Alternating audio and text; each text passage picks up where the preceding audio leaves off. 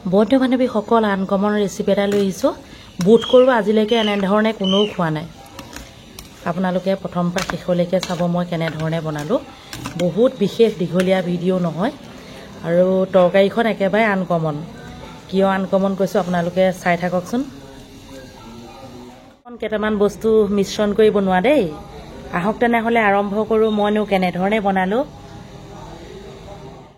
আজি তৰকাৰীখন বনাবলৈ লৈছোঁ। এইফালে লৈছোঁ অমিতা, কঁঠাল গুটি, অমিতা ডাঙৰ চাইজৰ দুটা, কঁঠাল গুটি 250 গ্ৰাম আৰু এটা বস্তু এয়া হৈছে কোমলীয়া অংশ বাঁহৰ গাজ।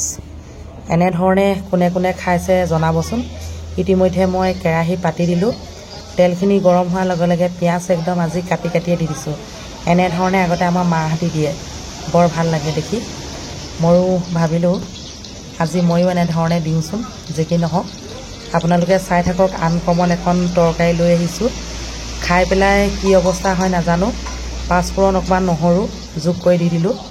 পাঁচফোৰণ নহৰু লগতে নৰসিংহ পাত দিছোঁ। পিঁয়াজটো দেখিলেই দিয়া। নৰসিংহ পাত দিলে এনেও গোন্ধটো ধুনীয়া হয়। লগতে এইকেইদিন আমাৰ ঘৰখনত নহ'বলগীয়া এটা ঘটনা ঘটিছিল। এতিয়া অৱশ্যে সমাধা হৈছে বাৰু। সেয়েহে মই ভিডিঅ'সমূহ আগবঢ়োৱা নাছিলোঁ। দুই এজন মোৰ বন্ধুবৰ্গই গম পায়। সকলোকে গম পাবলৈ দিয়া নাই, কাৰণ ঘৰখনৰ সকলো কথা যে গোটেই ৰাজহুৱাকৈ জনাব লাগিব তেনে বুলি মই ভবা নাই। ইতিমধ্যে নহৰু, পাঁচফোৰণ, পিঁয়াজ, নৰসিংহ পাত সকলোখিনি সুন্দৰকৈ ভাজি ল'লোঁ।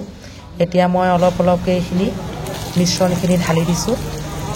কঁঠাল গুটি, অমিতা লগতে বাঁহৰ গাজ, নিমখ আৰু হালধি সোৱাদ অনুসৰি।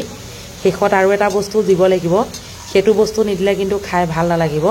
সেইটো কি বস্তু আপোনালোকক দেখুৱাইছোঁ। লগতে আপোনালোকক জনাওঁ এনেকৈ মই আজি প্ৰথম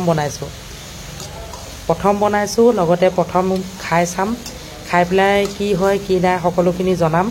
আপোনালোকে প্ৰথমৰ পৰা শেষলৈকে ভিডিঅ'টো চাওক। চাই যদি ভাল পায় লাইক কমেণ্ট কৰিব। যদি খোৱা বোৱাৰ পাছত একো অপকাৰ নঘটে তেনেহ'লে আপোনালোকেও বনাই খাব পাৰিব। অমিতা আমাৰ স্বাস্থ্যৰ বাবে ভাল। বাঁহৰ গাজ কলেষ্ট্ৰল কমাই, সেইটো সকলোৱে জানে। যে কি নহওক কঁঠাল গুটিটো এতিয়া খাবই লাগে, যিহেতু ইমানেই আলুগুটিৰ দাম বাঢ়িছে। কঁঠাল গুটি খোৱাই ভাল। কঁঠাল গুটি খাই ভালেই লাগে।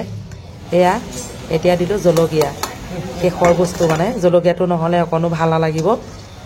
বন্ধু বান্ধৱীসকল আপোনালোকৰ মৰম আৰু আশীৰ্বাদত ইতিমধ্যে মোৰ সমস্যাবিলাক সমাধান হৈছে। ভাবিছোঁ ৰেগুলাৰ ভিডিঅ' আপলোড কৰিম। এয়া ইতিমধ্যে মোৰ চব্জিখন ধুনীয়াকৈ হৈ গ'ল। পানী দিলে কিন্তু খাই ভাল নালাগিব দেই। ভাপতে সিজাব লাগিব। কেনেকুৱা লাগিলে জনাব। আজিলৈ আহিছোঁ। Bye bye, Tata.